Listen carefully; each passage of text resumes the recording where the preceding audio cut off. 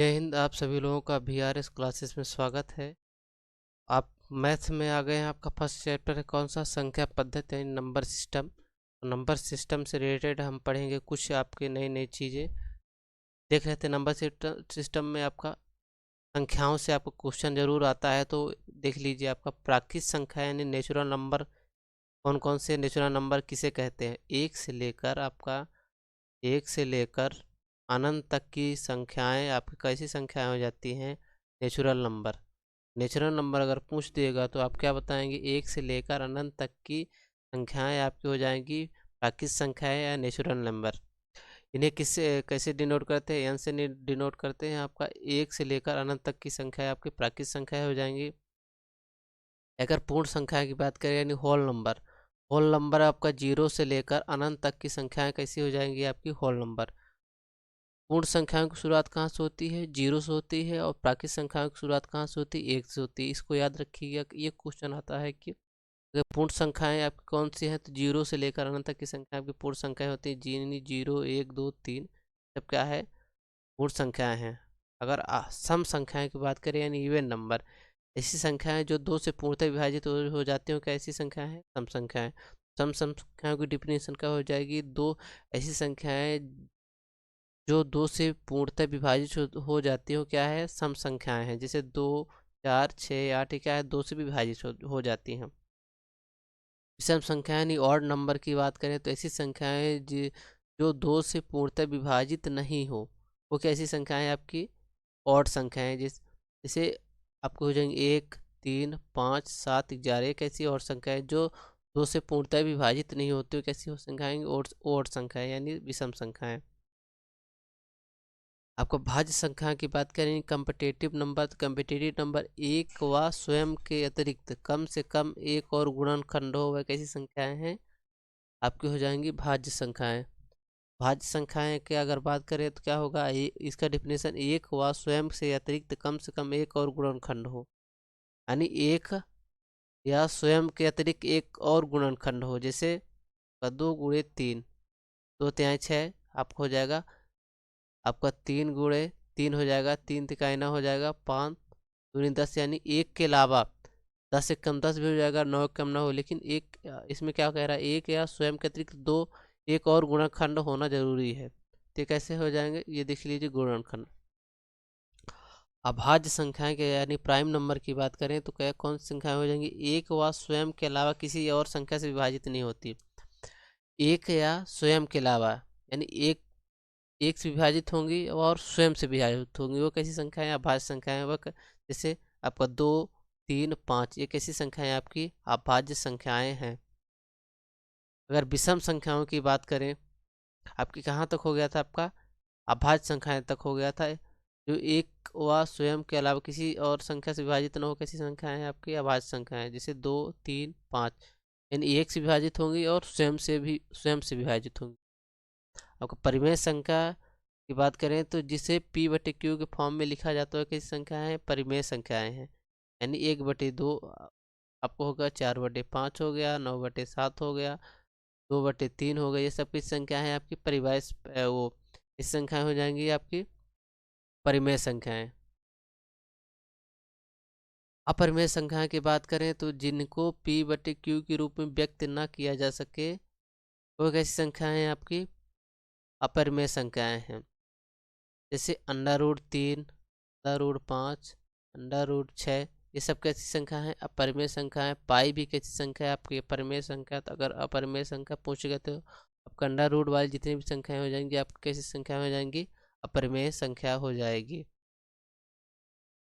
अब देख लेते हैं परिवर्ती संख्या। परिवर्ती संख्या किसे कहते हैं? मूल रूप से एक जोड़ने पर वह परिवर्ती संख्या प्राप्त हुई। जैसे आपका कोई अंक है परिवर्ती, परिवर्ती यानी बाद में। आगे देख लेते हैं आपका पूर्ववर्ती, तो आपको परिवर्ती समझ में आता है। पूर्ववर्ती संख्या वह है जिसमें मूल रूप से मान लीजिए आपकी ये संख्या है 202, इसकी पूर्ववर्ती निकालना है, तो मतलब पूर्ववर्ती यानी पहले बोल रहा है, इसे पूर्ववर्ती यानी एक आपको घटाना पड़ेगा, तो क्या हो जाएगा आपका 201। ये क्या है? पूर्ववर्ती संख्या है। मूल रूप से एक घटाने पर पूर्ववर्ती संख्या प्राप्त होती है। अगर पूर्ववर्ती संख्या पूछेगा तो आप कोई भी संख्या होगी उसमें एक घटा देंगे तो आपको क्या निकल जाएगा? आपका पूर्ववर्ती संख्या। वही परिवर्ती संख्या में क्या है, मूल रूप से एक जोड़ने पर आपकी परिवर्ती संख्या यानी बाद वाली संख्या निकल आ जाएगी। जैसे आपको यहाँ दिया गया है 5904, इसका परिवर्ती संख्या की बात करें तो एक प्लस कर देंगे तो क्या हो जाएगा, 5905 हो जाएगा। इस तरह पूर्ववर्ती में दिया गया 5904, इसमें आपका पूर्ववर्ती अगर याद करेंगे तो एक माइनस कर देंगे क्या हो जाएगा, 5903 हो जाएगा। अब देख लेते बड़ी से बड़ी संख्या आपसे क्वेश्चन आता है और छोटी से छोटी संख्या से क्वेश्चन आता है। देख लेते बड़ी से बड़ी संख्याओं में n का जितना मान हो उतना ही 9 अंक लिखा जाता है। यानी बड़ी से बड़ी संख्या पूछेगा तो अगर n का जितना मान रहेगा उतनी ही आपकी संख्या लिखा जाएगा 9। यानी अगर 4 अंकों की बड़ी से बड़ी संख्या रहेगा, नंबर है n का मीन्स हो क्या होगा, नंबर। 4 अंकों की आपकी बड़ी से बड़ी संख्या का पूछेगा तो n का मीन्स क्या होगा, उतनी बार 9 रखा जाएगा। तो 4 अंकों की सबसे बड़ी संख्या, तो 4 अंकों में तो आपका हो जाएगा 9999। ये कैसे होगी, 4 अंकों की सबसे बड़ी संख्या। यानी n यानी नंबर, जितनी बार नंबर दिया रहेगा उतनी बार क्या लगाना है, अंक पूछेगा तो 9 रखना है आपको। n अंकों की छोटी संख्या की बात करें तो छोटी से छोटी संख्या जिसमें सर्वप्रथम 1 लिखकर n-1 यानी बार शून्य लगाते हैं। अगर छोटी संख्या की बात करेगा तो यानी संख्या में आपका 1 लगाना है, उसके बाद क्या है 0। तो अगर 4 अंकों की सबसे छोटी संख्या पूछेगा तो आप क्या लगाएंगे, 1000। क्या हो जाएगी आपकी 4 अंकों की सबसे छोटी संख्या हो जाएगी 1000। उसी तरह 5 अंकों की पूछेगा तो 10,000। आपकी 3 अंकों की पूछेगा तो कितना हो जाएगी 100। ये हो जाएगी क्या, छोटी संख्या। कुछ अब देख लेते तो कुछ महत्वपूर्ण फैक्ट क्या देख लेते हैं, कुछ महत्वपूर्ण फैक्ट आपके। सम संख्याओं का इकाई अंक 0, 2, 4, 6 में से कोई एक अंक होता है। सम संख्याओं का कुछ इंपॉर्टेंट फैक्ट है आपका। सम संख्याओं का इकाई अंक क्या होता है, 0, 2, 4, 6 में से कोई एक अंक होता है। विषम संख्याओं का इकाई अंक की बात करें तो 1, 3, 5, 7, 9 में से कोई एक अंक क्या है, विषम संख्या है। तो विषम संख्याओं का शुरुआत कहाँ से होती है, एक से शुरू होती है, और सम संख्याएं 0, 2, 4, 6 से, यानी 0 से शुरुआत होती है। दो ऐसी संख्या है जिसे सम संख्या के मध्य साथ साथ सबसे छोटी अभाज्य संख्या है। दो ऐसी संख्या है जो सम संख्या भी है और सबसे छोटी अभाज्य संख्या है। यहाँ से क्वेश्चन जरूर आता है कि दो ऐसी संख्या है जो सम संख्या के साथ साथ और कौन सी संख्या है, तो आप क्या लगाएंगे, सबसे छोटी अभाज्य संख्या है। सहअभाज्य संख्या का महत्तम सामवर्तक 1 होता है। सहअभाज्य संख्या का महत्तम सामवर्तक 1 होता है। आपका 2 से लेकर 100 तक की 25 अभाज्य संख्याएं होती हैं। 2 से लेकर 100 तक में कितनी अभाज्य संख्या होती है, आपको 25 अभाज्य संख्या होती है। संख्या 22/7 एक परिमेय संख्या है, जबकि पाई अपरिमेय संख्या है। 22/7 क्या है, एक परिमेय संख्या है। जिसे आप p/q के फॉर्म में जो लिखा रहेगा आप देखें वो क्या है, परिमेय संख्या है। लेकिन जो पाई में रहेगा उस क्या है, अपरिमेय संख्या है। 22/7 और 3/3.14 दोनों क्या है, पाई के वास्तविक मान है। 22/7 आ जाए या 3/14 आ जाए, तो अगर पाई का वास्तविक मान पूछता है तो अब जो ऑप्शन में रहेगा आप वही लगाएंगे। प्रत्येक पूर्णांक को 1 से भाग करके परिमेय बनाया जा सकता है। प्रत्येक पूर्णांक को 1 से भाग करके परिमेय बनाया जा सकता है। दो परिमेय संख्याओं के बीच अनंत परिमेय संख्याएं होती है। दो परिमेय संख्याओं के बीच क्या है, अनंत परिमेय संख्याएं होती हैं। अब देख लेते हैं जातीय मान। जातीय मान किसे कहते हैं, आपको किसी भी संख्या के अंक का मान क्या हो जाता है, जातीय मान। जैसे आपको दिया गया है 56, 67 में 7 का जातीय मान होगा तो क्या होगा आपका 7 ही होगा। कोई भी संख्या दिया है, मान लीजिए ये 82, 87 दिया है, तो अगर पूछ लीजिए 6 का जातीय मान तो क्या होगा, 6 ही होगा। अब देख लेते हैं स्थानीय मान। स्थानीय मान किसी संख्या में अंक का स्थान उसी अवस्था का स्थानीय मान होगा। यानी आपका 43, 75 दिया है, इसमें 3 का स्थानीय मान क्या है, कौन से स्थान में आपका, यानी सैकड़ा के स्थान पे, यानी 100वें स्थान पे है आपका। तो 3 गुणे 100 करें तो कितना हो जाएगा, 300।